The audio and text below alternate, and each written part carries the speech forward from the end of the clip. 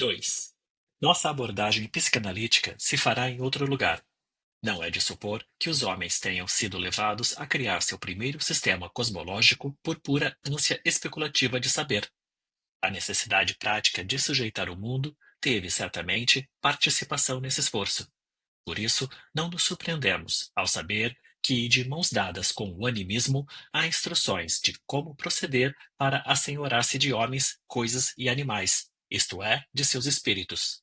Tais instruções, conhecidas pelos nomes de feitiço e magia, são consideradas, por Reinach, a estratégia do animismo. Eu prefiro vê-las como a técnica, acompanhando Hubert e Maus. Pode-se fazer uma distinção conceitual entre feitiço e magia? É possível, se um tanto arbitrariamente não considerarmos as oscilações da linguagem corrente.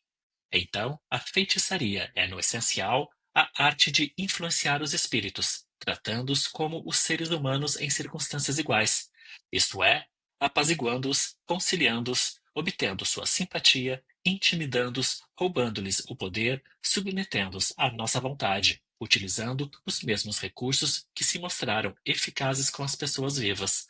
A magia, porém, é outra coisa. Ela ignora os espíritos no fundo e recorre a meios especiais, não aos métodos psicológicos comuns. Logo percebemos que a magia é a parte mais primitiva e importante da técnica animista, pois entre os meios para lidar com espíritos encontra-se também meios mágicos, e a magia tem aplicação igualmente em casos, segundo nos parece, em que a espiritualização da natureza não foi realizada. A magia tem de servir aos propósitos mais diversos, submeter os eventos naturais à vontade do homem, defender a pessoa dos perigos e dos inimigos e dar-lhe o poder de prejudicar seus inimigos. Mas o princípio em cujos pressupostos se baseia a atividade mágica, ou melhor, o princípio da magia, é tão evidente que todos os autores o reconheceram. Podemos expressá-lo de forma bem sucinta com essas palavras de Taylor, se prescindirmos do juízo de valor que as acompanha: tomar erradamente um vínculo ideal por um real. Essa característica será ilustrada com dois grupos de ações mágicas. Um dos mais difundidos procedimentos mágicos para afetar um inimigo é fazer uma imagem dele com um material qualquer. Pouco importa a semelhança no caso. Qualquer objeto pode ser promovido à imagem do inimigo. O que se faz a essa imagem sucede também ao original odiado. Ferindo-se uma parte do corpo daquela, este fica doente no mesmo lugar. A mesma técnica mágica pode estar a serviço da devoção religiosa, em vez da inimizade pessoal e ajudar deuses na luta contra demônios maus. Citando Fraser, toda noite, quando o deus Sol Ra descia para o seu lar, no Oeste Ardente, ele era atacado por hostes de demônios sob a chefia do seu arqui-inimigo Apep. Toda noite ele os combatia e, às vezes, durante o dia, os poderes das trevas enviavam nuvens para o céu azul do Egito para obscurecer sua luz e debilitar seu poder. A fim de auxiliar o Deus Sol em sua luta diária, uma cerimônia era realizada diariamente no seu templo, em Tebas. Uma figura do seu inimigo Apep, representado como um crocodilo com uma face horrenda ou uma serpente com muitas dobras, era feita de cera, e nela se escrevia o nome do demônio com tinta verde. Posto num envoltório de papiro, no qual outra imagem de Apep fora desenhada com tinta verde, a figura era então amarrada com cabelos negros, era cuspida, retalhada com uma faca de pedra e lançada ao chão. Quando o próprio Apep havia sido eliminado dessa forma, imagens em cera de cada um dos principais demônios e de seus pais, mães e filhos eram feitas e igualmente queimadas. O serviço, acompanhado da recitação de alguns encantamentos prescritos, era repetido não só de manhã, ao meio-dia e à noite, mas sempre que havia um temporal, que chovia fortemente ou que nuvens negras moviam-se pelo céu para esconder o claro disco solar. Os malvados das trevas, das nuvens e chuvas sentiam os ferimentos infligidos às suas imagens, como se fossem feitos a eles próprios. Eles desapareciam, ao menos por algum tempo, e o benéfico Deus Sol brilhava triunfante uma vez mais. Do incontável número de atos mágicos com fundamento semelhante, destacarei apenas dois, que tiveram grande papel entre os povos primitivos de todas as épocas e que permaneceram conservados, em parte, nos mitos e cultos de estágios de desenvolvimento mais elevados. As magias para obtenção de chuva e de fertilidade. A chuva é produzida por meios mágicos, sendo imitada ou imitando-se também as nuvens e a tempestade que a produzem. A impressão é de que se quis brincar de chuva. Os Ainos no Japão, por exemplo, fazem chuva da seguinte forma: alguns deles derramam água com peneiras, enquanto outros tomam uma tigela, aparelham-na com velas e remos, como se fosse um barco, e a empurram ou arrastam pela aldeia e os jardins. Também a fertilidade do solo era assegurada por via mágica, oferecendo-lhe um espetáculo de um ato sexual humano. Assim, um exemplo entre muitos, em algumas partes de Java, os lavradores e suas mulheres vão para os campos ao se aproximar a época do arroz florescer, para incentivar a fertilidade do arroz com o seu exemplo. Temia-se, no entanto, que relações sexuais incestuosas proibidas gerassem colheitas ruins e infertilidade do solo. Também devem ser incluídos nesse primeiro grupo certos preceitos negativos, isto é, precauções mágicas. Quando uma aldeia da Yaqui vai à caça de javalis, as pessoas que ficam não podem tocar em óleo ou água durante a ausência de seus amigos. Se o fizessem, os caçadores ficariam com dedos de manteiga e a presa escaparia entre suas mãos. Ou ainda, enquanto um caçador giliaque persegue a caça na floresta, seus filhos em casa estão proibidos de fazer desenhos na madeira ou na areia, pois teme-se que, as crianças fazendo isso, as trilhas da floresta ficariam emaranhadas com as linhas dos desenhos, de modo que o caçador poderia perder seu caminho e não retornar. Se nesses últimos exemplos, como em tantos outros de ação mágica, a distância não tem nenhum efeito, ou seja, a telepatia é tida como óbvia, também para nós a compreensão dessa peculiaridade da magia não oferecerá dificuldade. Não há dúvida quanto ao que é considerado eficaz em todos esses exemplos. É a semelhança entre o ato realizado e o evento esperado. Daí Fraser chamar de imitativa ou homeopática essa espécie de magia. Se eu quero que chova, preciso apenas fazer algo que pareça ou lembre a chuva. Numa fase posterior da evolução cultural, em vez dessa magia da chuva, serão organizadas procissões até um templo e serão feitas orações, pedindo chuva ao santo que nele tem sua morada. Por fim, se abandonará também essa técnica religiosa e se tentará descobrir meios de agir sobre a atmosfera para produzir chuva. No segundo grupo de atos mágicos, o princípio da semelhança já não conta, mas sim um outro, que os exemplos seguintes revelarão facilmente. Querendo-se prejudicar um inimigo, pode-se utilizar um outro procedimento. Obtém-se uma amostra de seus cabelos, unhas, excreções ou mesmo de sua roupa, e faz-se alguma coisa hostil com esses objetos. É como apoderar-se da mesma pessoa, e aquilo que se faz, as coisas oriundas da pessoa, acontecerá a ela mesma. Na visão dos primitivos, entre os elementos essenciais de uma personalidade se acha o nome. Quando se sabe o nome de uma pessoa ou de um espírito, adquire-se algum poder sobre o portador do nome. Daí as curiosas precauções e restrições no uso dos nomes, abordadas no ensaio sobre o tabu. Nesses exemplos, a semelhança é claramente substituída pela afinidade. Os mais elevados motivos para o canibalismo dos primitivos têm origem semelhante. Ao assimilar partes do corpo de uma pessoa, devorando-as, o indivíduo se apropria também das características que a ela pertenceram. Disso resultam precauções e restrições da dieta, em determinadas circunstâncias. Uma mulher grávida evita consumir a carne de certos animais, pois características indesejadas desses animais, como a covardia, podem passar para a criança por ela nutrida. Não faz diferença para o efeito mágico que o vínculo já não exista, ou que tenha consistido apenas num só contato relevante. Assim, por exemplo, a crença num vínculo mágico que une o destino de um ferimento ao da arma que o causou pode ser acompanhada por milênios, sem alteração.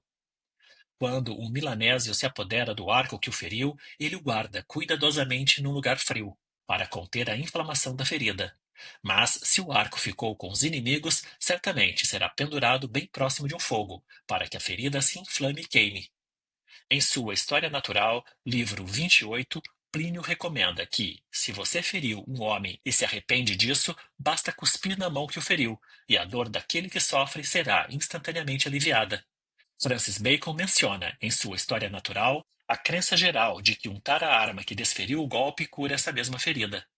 Disse que ainda hoje os agricultores ingleses seguem essa receita, e quando se cortam com uma foice, conservam um instrumento cuidadosamente limpo, para que não se forme pus na ferida. Em junho de 1902, segundo o relato de um seminário inglês, uma mulher chamada Matilda Henry de Norwich cravou acidentalmente um prego na sola do pé. Sem que fosse examinada, até mesmo sem tirar a meia, ela solicitou à filha que untasse o prego, na expectativa de que assim nada lhe poderia suceder. Morreu alguns dias depois, de tétano, em consequência dessa antisepsia deslocada. Esses últimos casos ilustram o que Fraser chama de magia contagiosa, diferenciando-a da imitativa. O que neles se considera eficaz já não é a semelhança, mas o nexo no espaço, a contiguidade, ao menos a contiguidade imaginada, a lembrança de sua existência. Mas, como semelhança e contiguidade são os dois princípios essenciais dos processos associativos, evidencia-se, como explicação para toda a insensatez das prescrições mágicas, o predomínio da associação de ideias. Vemos como se mostra pertinente a mencionada característica da magia estabelecida por Taylor: tomar erradamente um vínculo ideal por um real. Ou, tal como foi expressa por Fraser, com palavras quase iguais, os homens tomavam erradamente a ordem de suas ideias pela ordem da natureza, e por isso imaginavam que o controle que têm, ou parecem ter, sobre seus pensamentos permitia-lhes exercer um controle correspondente sobre as coisas. A princípio, causa estranheza, então, que essa esclarecedora explicação da magia pudesse ser rejeitada por vários autores como insatisfatória. Refletindo um pouco mais, porém, vemos como justificada a objeção de que a teoria da associação apenas explica os caminhos que a magia segue, e não sua autêntica natureza, isto é, o equívoco de pôr leis psicológicas no lugar de leis naturais. Aqui falta, evidentemente, um fator dinâmico. Mas, enquanto a busca desse fator desencaminhou os críticos da teoria de Fraser, será fácil dar a explicação satisfatória da magia, se apenas prosseguirmos e aprofundarmos a teoria da associação.